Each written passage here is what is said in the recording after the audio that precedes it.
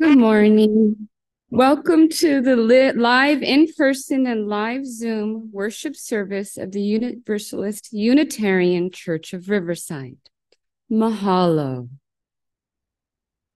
Our opening hymn this morning is number 38, Morning Has Broken, from the Gray Hymnal. Feel free to sing as the Spirit moves you. Please stand in body or spirit and join us in singing hymn 38, Morning Has Broken.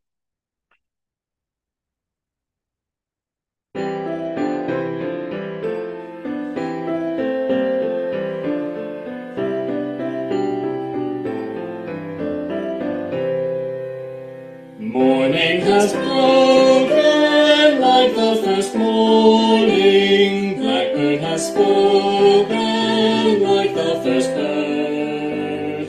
Praise for the singing, praise for the morning, praise for them springing fresh from the word. Sweet the rains do fall, solid from heaven, like the first dew fall on the first grass.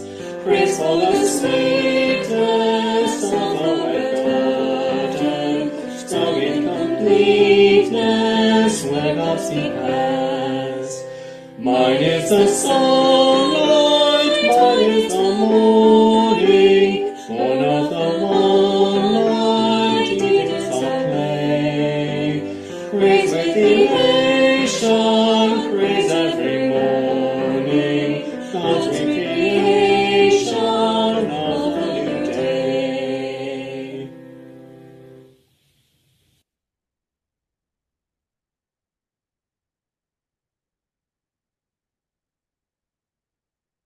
Thank you for joining us here in person, and thank you for joining us remotely by Zoom, where we will continue live streaming and posting these services on our YouTube channel for virtual attendees. I'm Laura Luna, a friend of the worship committee, and I will be your worship associate today.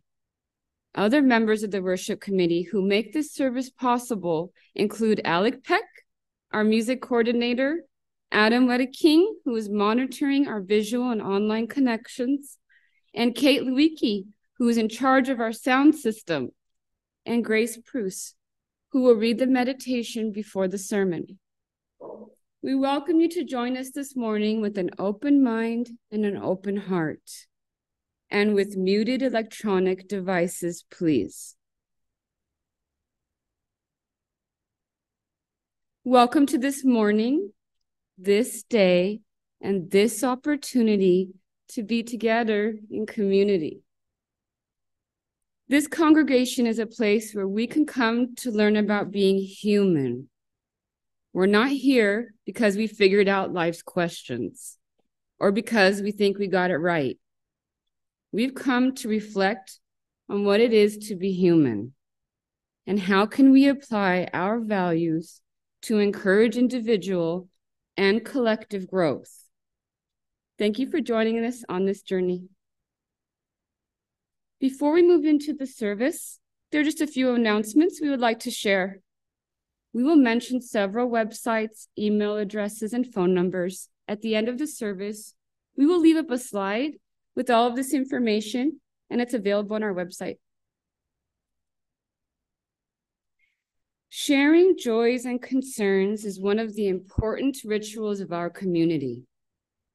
It's an opportunity to share milestones, losses, achievements, and experiences with one another.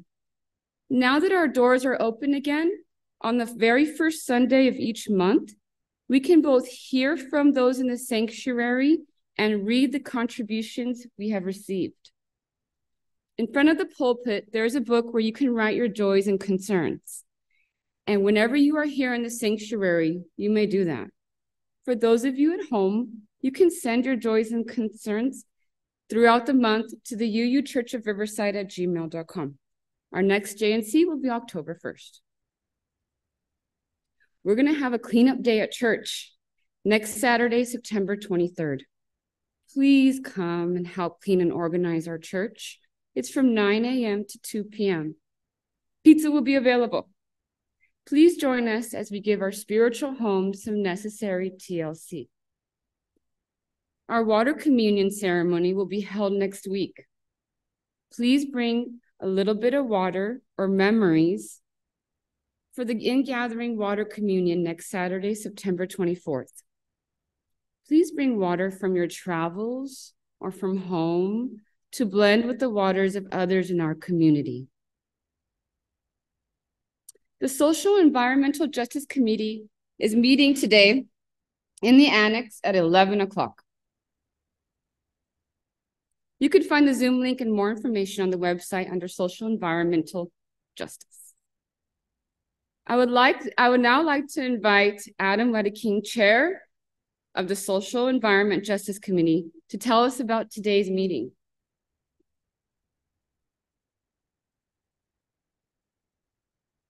Good morning. So you may have noticed the time is a little different. We usually meet at 10:30. We'll be meeting at 11 today. We've got a special guest from the Civil Rights Institute, the new facility down the road here. The executive director, Sabrina Gonzalez, will be joining us, but she won't be able to make it to 11:30. So we'll meet at 11, take care of some old business. Got some updates on the Chumash sanctuary that we've been talking about. And then at 11:30, we can hear from her. Thank you.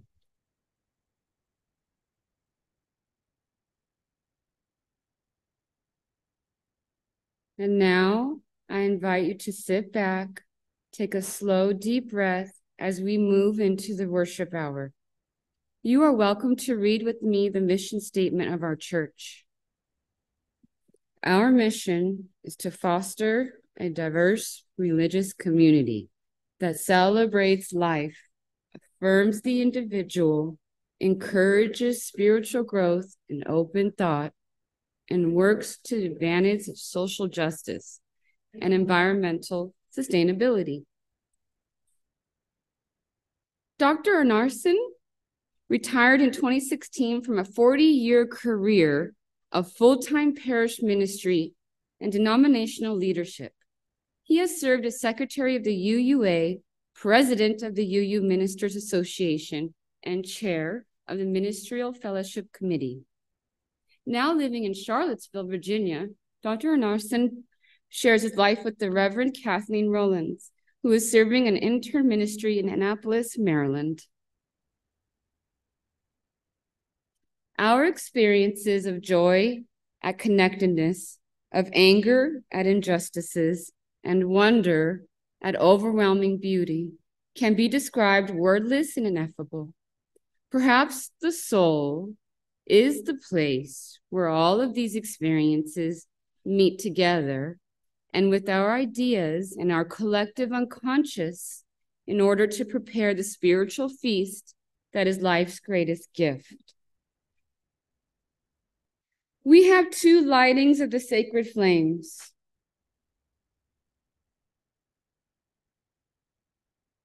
The first is the occupied indigenous people's remembrance candle. The second is the lighting of our own chalice, the symbol of our faith. We walk upon the traditional territories of diverse and sovereign peoples, the original people of this land who continue to cry out for justice and self-determination. This spot right here that we are occupying was the first and sacred space of several groups of indigenous peoples, including the Cahuilla, Cupiñano, and Serrano. We, the Universalist Unitarian Church of Riverside, light this sacred flame as the stewards of the sacred and holy place.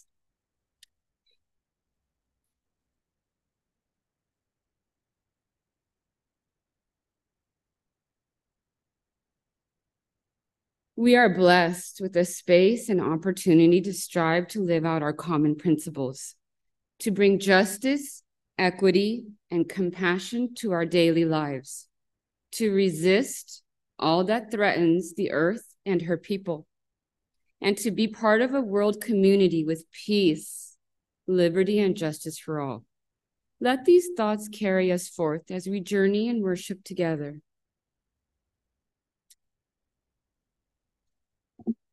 Today's reading for the chalice light is "Blessed is the fire that burns deep in the soul." Blessed is the fire that burns deep in the soul. It is the flame of the human spirit touched into being by the mystery of life. It is the fire of reason, the fire of compassion, and the fire of community, the fire of justice, and the fire of faith. It is the fire of love burning deep in the human heart, the divine glow in every life.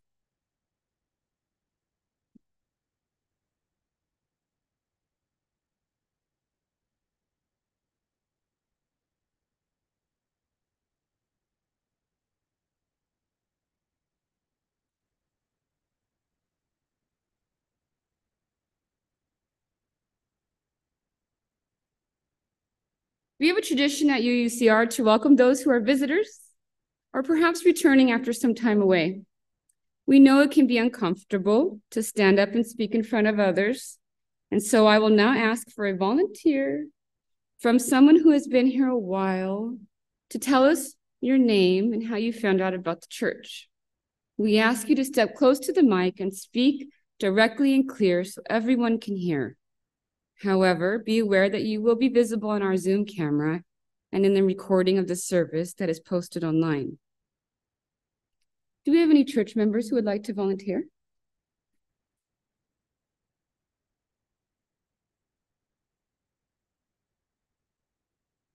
Please step forward to the mic, tell us your name and how long you've been here and how you found out about the church.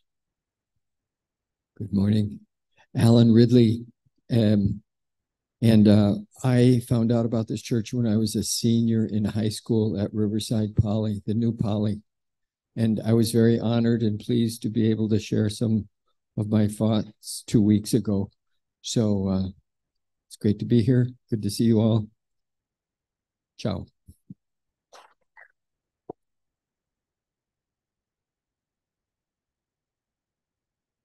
For any of our other new guests, please join us for socializing and coffee hour after the service. We'd love to chat with you out in the parish hall, where you can also find our visitors book. Please leave your name before you leave so that we know you were here, and leave your contact information if you want to know about upcoming events.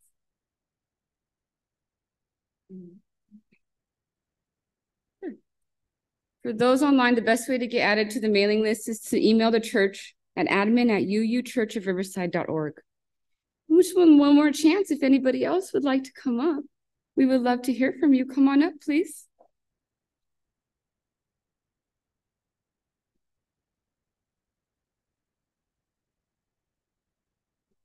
morning. Good morning. So I'm from Bloomington. And how did I find myself here? Well, I'm trying to go to a church where I can establish myself and build a house and make a discipleship, because my ancestry, the tribe of Benjamin, comes from a tribe where he fought giants, and one of his best brothers was David, and so much more, nor man nor woman, but one in Christ. We all bleed red inside. My ancestors were white and black and brown between. And I'm trying to build a discipleship and going from church to church and see to find this sufficient, just a ticket from there. And trying to set souls free, because in the Bible says he who wins souls is righteous. And his will for me is to be happy and to honor others before myself, because what he gave me, he wants me to give to others, so others can have deliverance, so others can be set free from the sin of pain. Because sin curses its form, it prays for dissolution. So what I wanted to say is, thank you for having me, and I'm looking forward to working with you guys. Thank you. Thank you.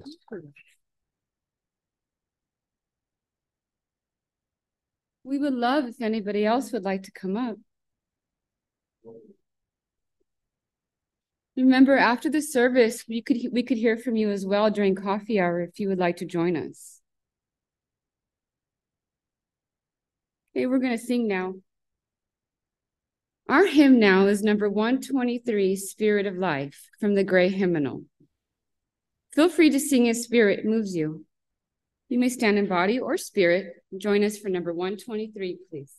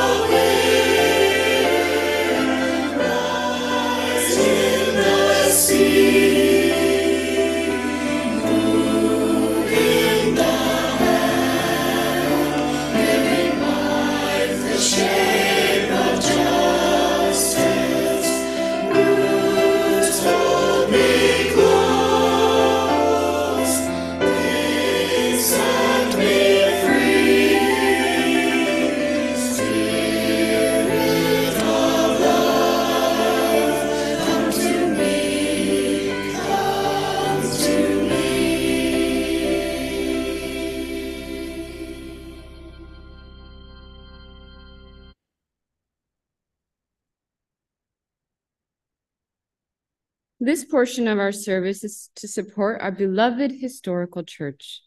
This can be accomplished several ways. In addition to the weekly collection, you may send your checks to the church address, which is shown here.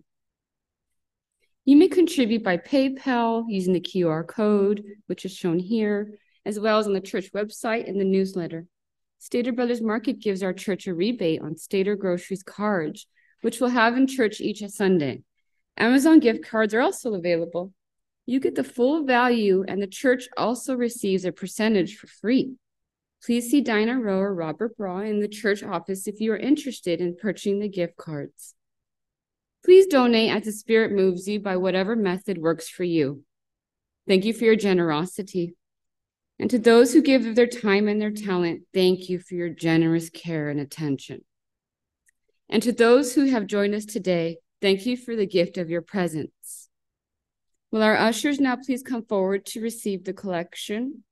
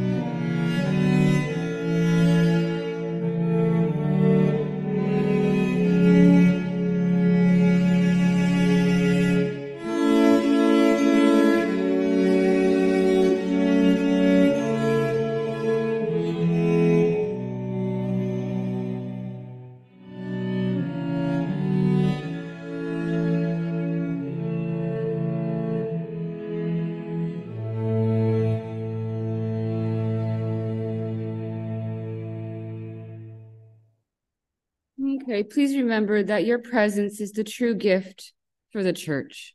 Thank you for being here. Our next hymn is 402, From You I Receive, from the Gray Hymnal. Feel free to sing as the Spirit moves you, but please only with the mask on. Please stand in body or spirit and join us in singing hymn 402.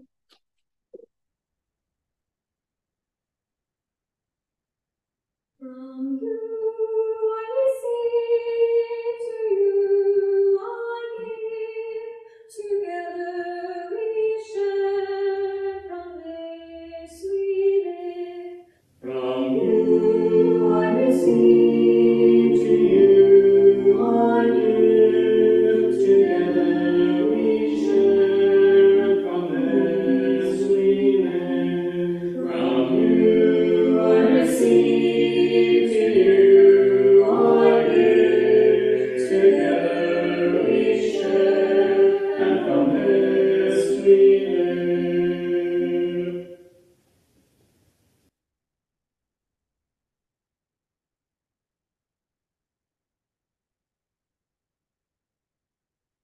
Thank you, Laura. Our meditation today is called To Sit in the Unknowing by Katie Kandarian Morris. I invite you all to get comfortable in your seats, pause, and take a deep cleansing breath.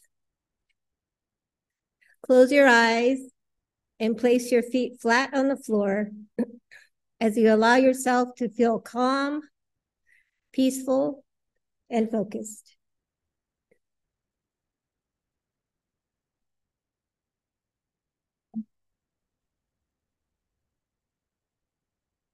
O God of many names, the personal and mysterious, we have come to a quiet time, an interior place, a place for the deepening of the spirit, the enrichment of the soul. We seek to know ourselves by knowing you. Let us have the courage to sit in the unknowing, to look for the answers, even if they are to sit with our own questions, to be willing to be authentic within ourselves, to be ready to bring our face to the world. Let us be willing to know others by welcoming their genuine features, by welcoming them into the world, by appreciating the beauty that comes from seeing wholeness and truth. Let us sit in that quiet depths. May it be so. Pause for a moment of silence and reflection.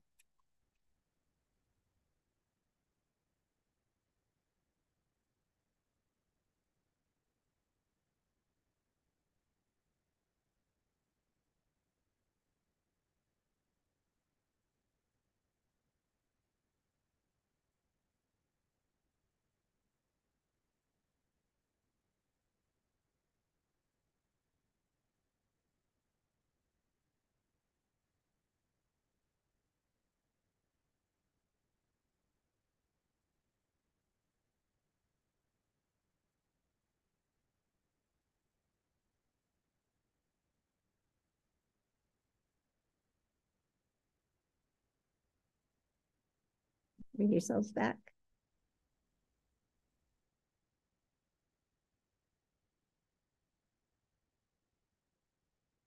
Now I would like to introduce Linda Van Voorhis, reading to us the sermon, Care of the Soul by Wayne Arnason. Linda? Just so you all know, this is the perspective of the writer of the sermon and not necessarily the reflection of myself.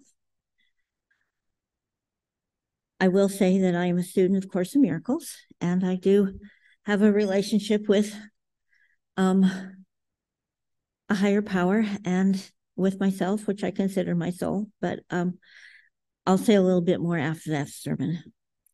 The care of the soul. 10 years ago, I was asked to present a paper to a new minister study group that was forming at Cedar Hill,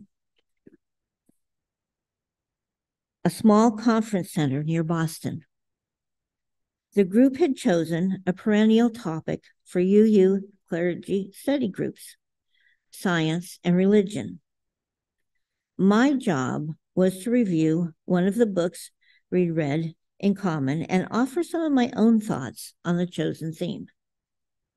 The book I was assigned was Eric Harth's A Window on the Mind, a book about the impact that new brain research was having on our understandings of the relationship between mind and body. It was a challenging book, and I did my best with it, but I felt that in my own comments concluding the paper, I wanted to explore a dimension of human experience that seemed to be missing in Harth's analysis. So I wrote a few pages about the soul as a reality different from both mind and brain.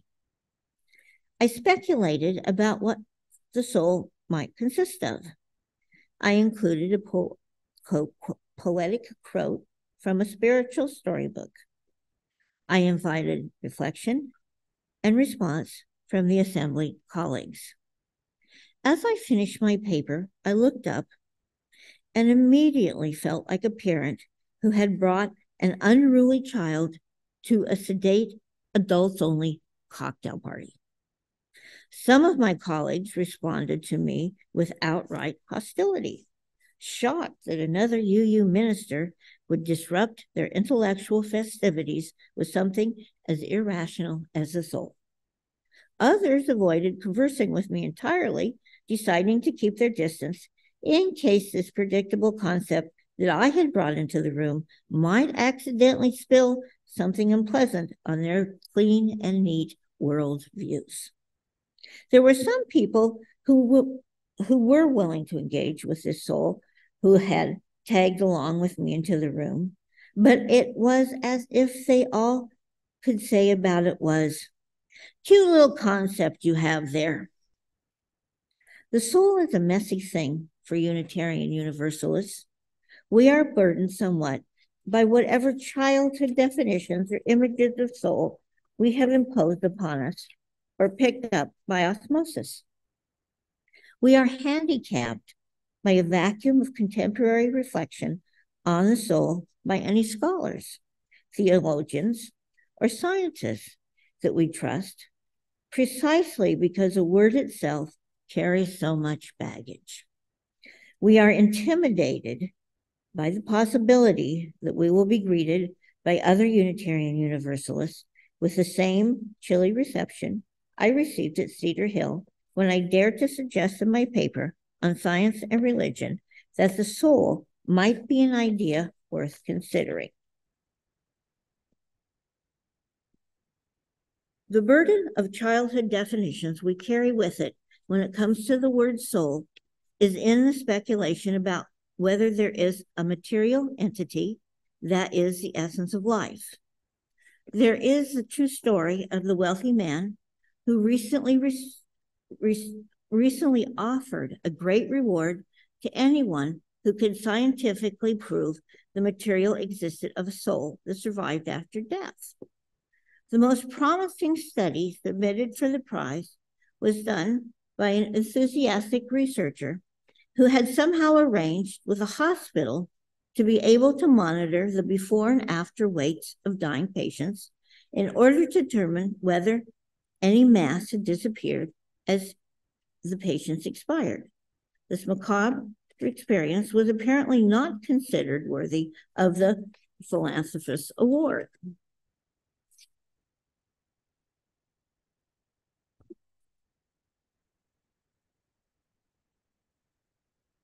Some believers in the soul aren't interested in proving that a soul has a material existence. They may, in fact, believe that the soul is a non-material entity that does not exist and that leaves the body upon death and goes to heaven or hell.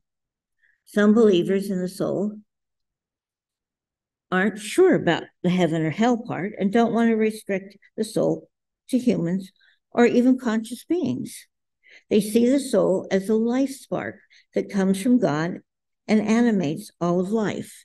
And of course, some people don't believe in the soul at all, except as a superstition or metaphor from literature and poetry.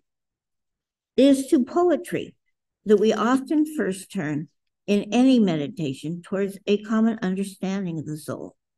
Mary Oliver captures all the contradictions and ambiguities inherent in the word soul in her poem, Some Questions You Might Ask. Is the soul solid like iron, or is it tender and breakable like the wings of a moth in the beak of an owl? Who has it and who doesn't? I keep looking around me. The face of the mouse is as sad as the face of Jesus. The swan opens up her white wings slowly. In the fall, the black bear carries leaves into the darkness. One question leads to another. Does it have shape, like an iceberg, like the eye of a hummingbird? Does it have one lung, like the snake and the scallop? Why should I have it and not the anteater, who loves her children? Why should I have it and not the camel? Come to think of it, what about the maple trees? What about the blue iris? What about all the little stones sitting alone in the moonlight? What about roses and lemons and their shining leaves? What about grass? These images of the poet touch us and stir our sense of mystery. They remind us how little we know of the world that is around us.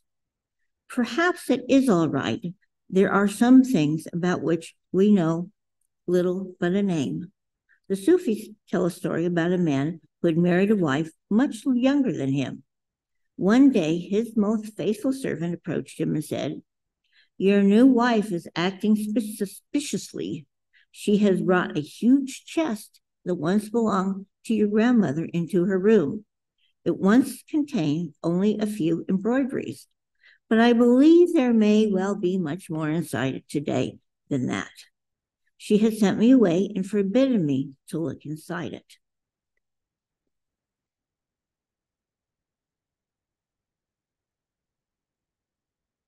The man went to his wife's room and found her sitting beside the chest. "Will you show me what's in this?" he asked. "Because of your servant's suspicions, or because you do not trust me," she replied. "Wouldn't it be easier just to open it without thinking about all these undertones?" her husband asked. "I do not think that is possible." "Give me the key," he said. She held it up. Dismiss your servant, and I will give it to you, she demanded. The servant was dismissed, and the woman handed over the key to her husband. Then she too left the room, obviously troubled. The old man thought about the chest for a long time. Then he called 4 gardeners from his estate. Together they carried the chest, unopened, to a distant part of the grounds, and they buried it. The matter was never referred to again. Perhaps our conversation about the soul should be like that. Why speculate about something that can't be proven? And even if somehow we could obtain the key to the box of knowledge that would tell us everything about the soul, maybe it would be better just to leave it buried and unopened. I have felt that way sometimes in my speculation about the soul, but a new book by a former Catholic monk and current psychotherapist named Thomas Moore has encouraged me to dig up my soul box once again and look inside. You have already heard an excerpt from the introduction to The Care of the Soul, in which Moore begins to build his own definition of what this word soul should point toward. Soul is not a thing, says Moore, but a quality or dimension of experiencing life and ourselves. It has to do with depth, value, relatedness, heart, and personal substance. I do not use the word here as an object of religious belief or something to do with immortality. So here we are talking about something very different from a metaphysical entity. Moore's book uses a psychotherapist's definition of the soul, inspired by Jungian psychology, mythology, and arts. He goes on, care of the soul begins with the observation of how the soul manifests itself and how it operates. We can't care for the soul unless we are familiar with its ways. Observance is a word from ritual and religion. It means to watch out for, but also to honor and keep, as in the observance of a holiday. The very serve in observance originally referred to tending sheep. Observing the soul, we keep an eye on its sheep, on whatever is wandering and grazing, the latest addiction, a striking dream, or a troubling mood. Care of the soul is then an observance and honoring of the signposts, the scenery, the obstacles, and companions of your inner journey. Sounds simple enough. That's mine. Go ahead. Sorry about that. So why use that troubling word soul? I think it's because we don't have a word in the English language that comes any closer to describing this meeting place, this crossroads, where our separated, embodied lives encounter so much at once: the world around us, the unconscious archetypes which surround us, the history that we pull behind us, and the aspirations and values that we envision in front of us. I like Moore's comparison between the observance that goes into the care of the soul and the tending of sheep. The image reminds me of the story that I told the ministers at the Cedar Hill retreat, drawn from the spiritual fable, The Souls of Lambs. It is a story about a sheep farmer who has learned something about the soul from years of watching both his sheep and the changing weather outside and inside of his body. But he had one more powerful lesson to learn about soul. It came when his wife was almost ready to deliver their last baby. It was hay baling time, and the shepherd had been betrayed by the weather. He was feverishly baling hay, trying to outrace the coming storm, when his wife went into early labor. He asked, should they start now? For the hospital was 30 minutes away. Finished baling, she had urged him, else the hay crop will be lost. He did not need much convincing. He knew what his hay was worth, what purchased hay could cost. So he bailed, and then the storm came and made further baling useless. He had not had time to load the bales into his wagons. The shepherd went home, and found his wife lying still. Her ruptured womb no longer urged an infant to be born. The shepherd had not seen the soul depart his wife. What he saw was only flesh. He could see her now, watching her pain and urging him to bail. Better to lose a hay crop than his mate, though, and a helpless infant. Then rain fell in sheets, and he knew his hay would also rot. How does anyone confront such evil? How do men bear grief? The shepherd had crumpled on the bed and clutched his hands at his heart, astonished by its violent beating.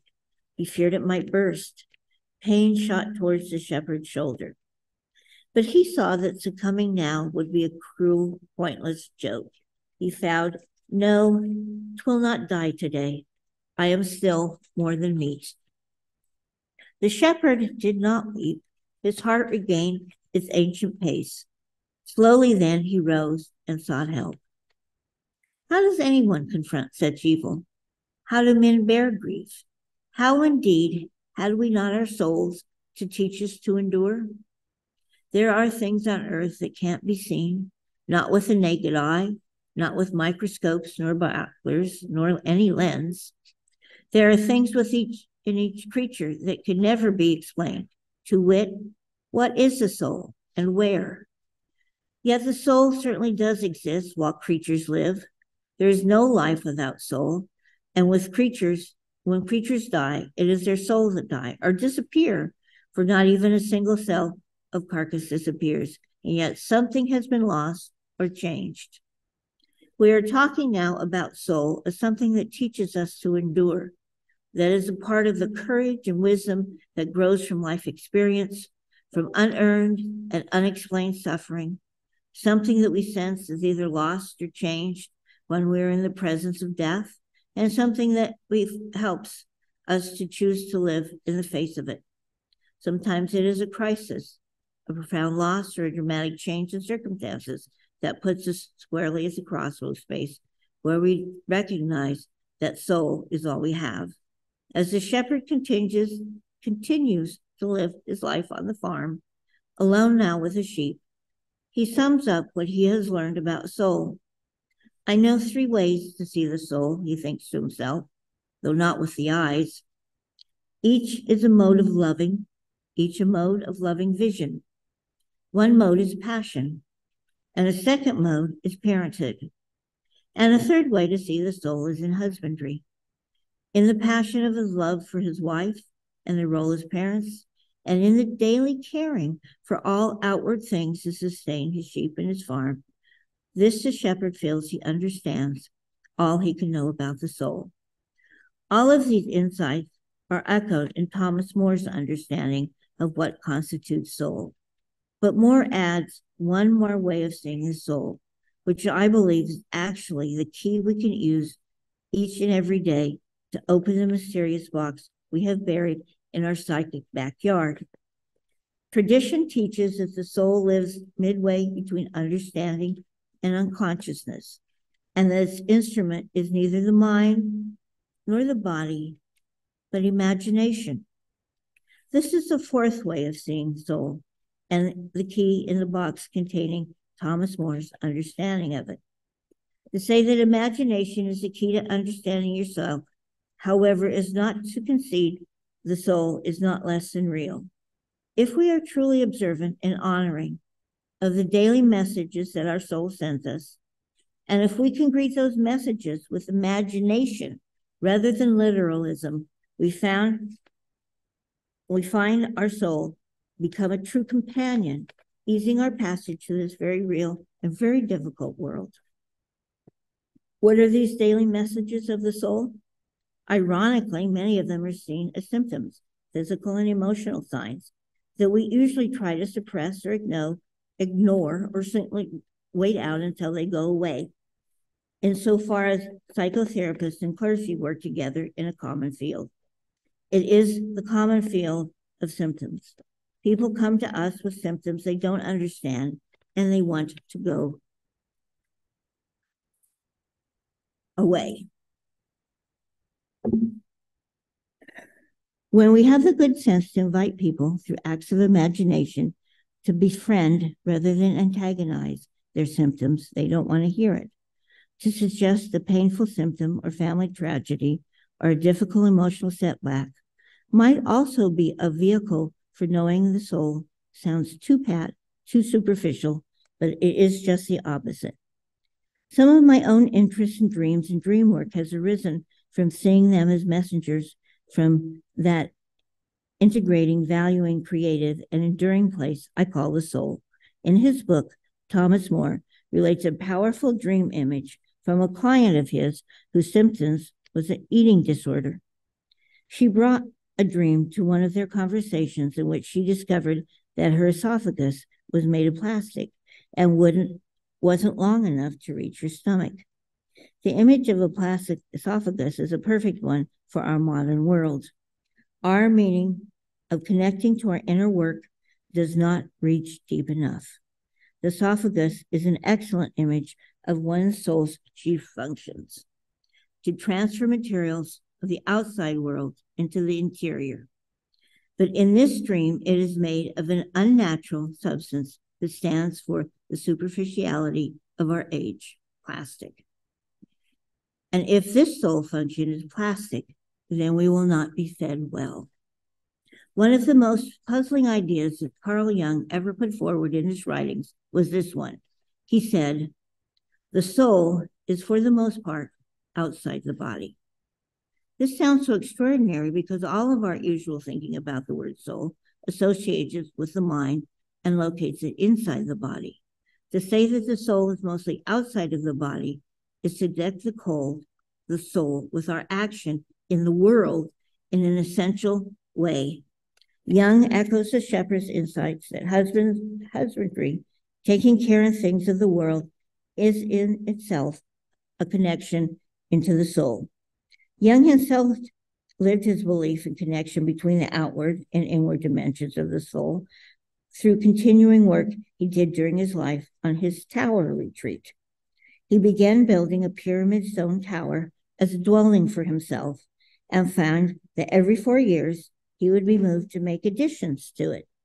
As time went on, the daily acts associated with building, maintenance, and living within this tower became a profound part of Jung's personal spirituality. He chiseled the names of his ancestors in the courtyard of his tower and decorated the seasons with motifs from his and his wife's coat of arms. He painted dream images on the walls and worked on carvings that became part of the decor. The outward work and the inner work that was manifested from the reading and writings he did inside of the tower were all one. The soul feeds on the life around it. To the soul, the ordinary is sacred, and the everyday is the primary source of religion. For this reason, any community that is concerned with soul must recognize the connection between soul, daily life, and spirituality. The soul needs a vivid spiritual life that keeps it connected to the outside world. A spiritual life that does not smother the soul in rote that is trying to pass for meaningful ritual.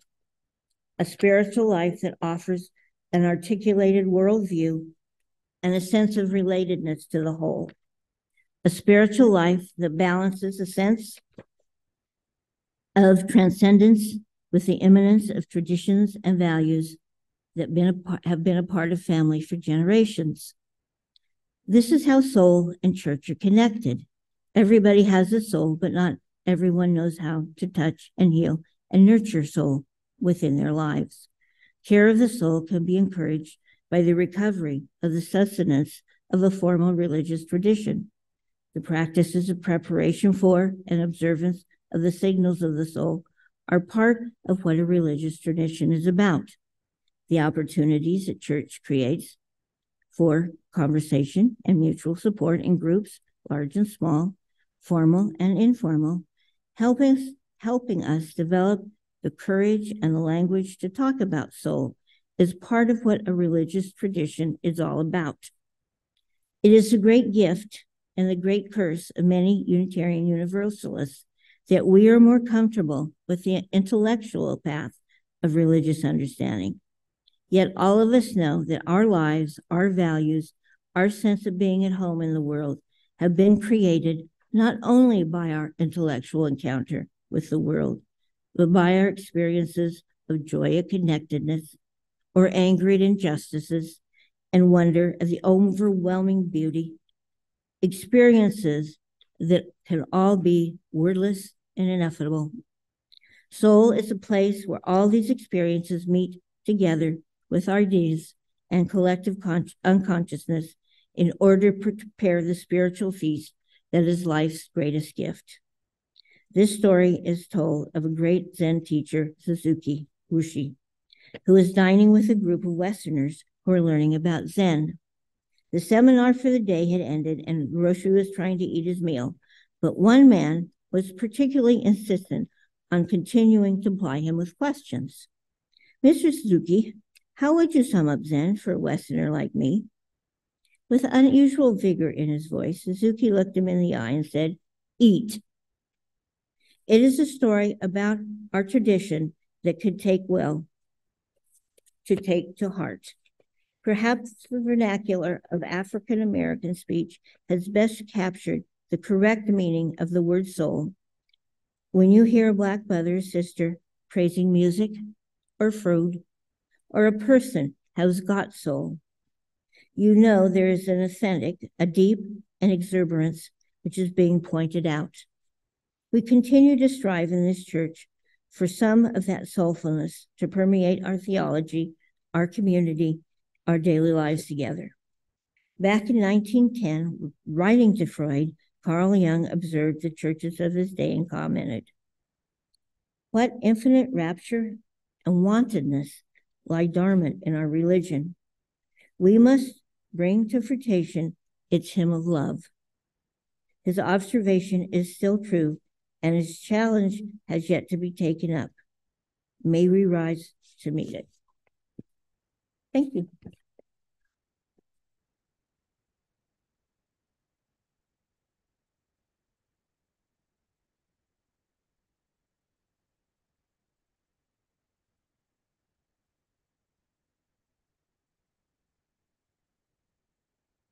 Thank you, Linda. Our closing hymn is number 100, I've Got Peace Like a River, from the Gray Hymnal. Feel free to sing as the Spirit moves you and stand and embody your spirit, and join us in singing number 100, I've Got Peace Like a River.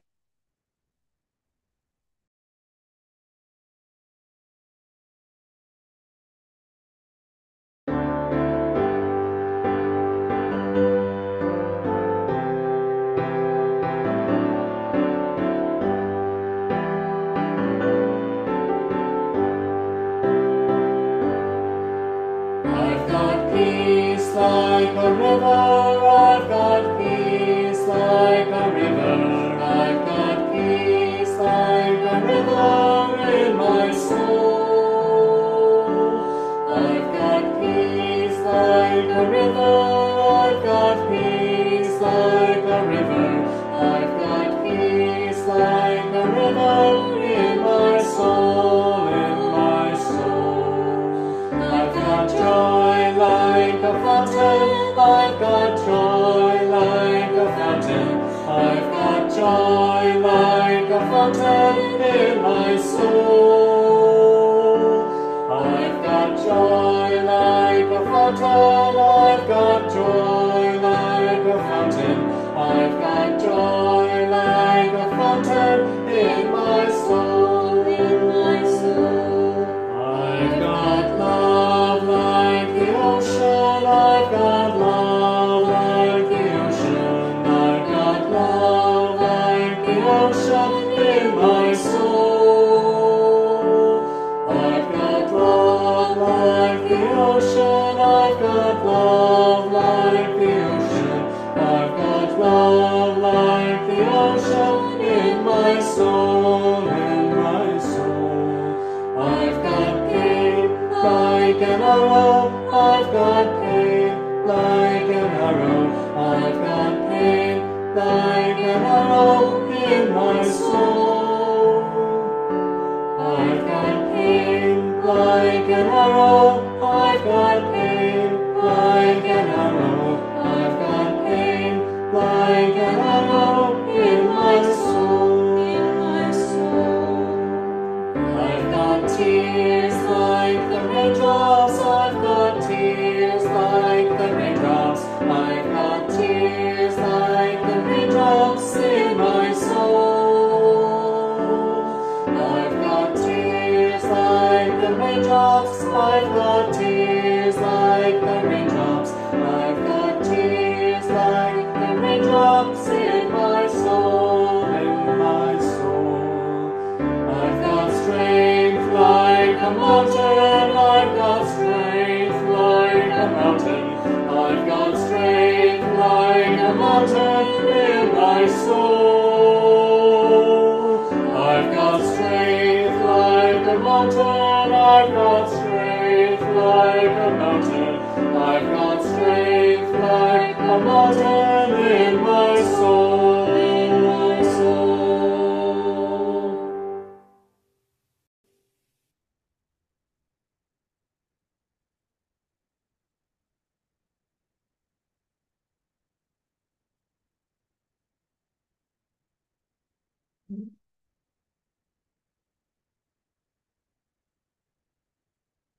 I do not know where we go when we die.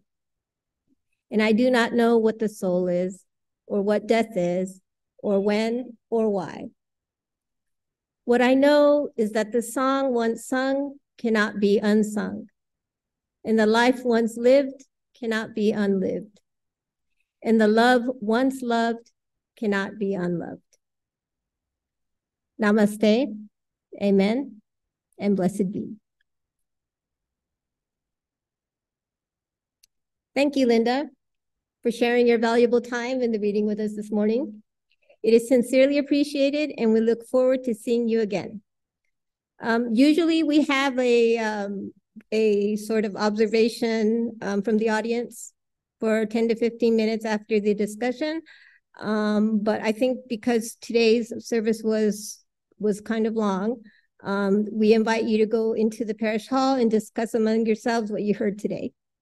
So thank you for sharing, and please join us in the parish hall for further worship. Thank you.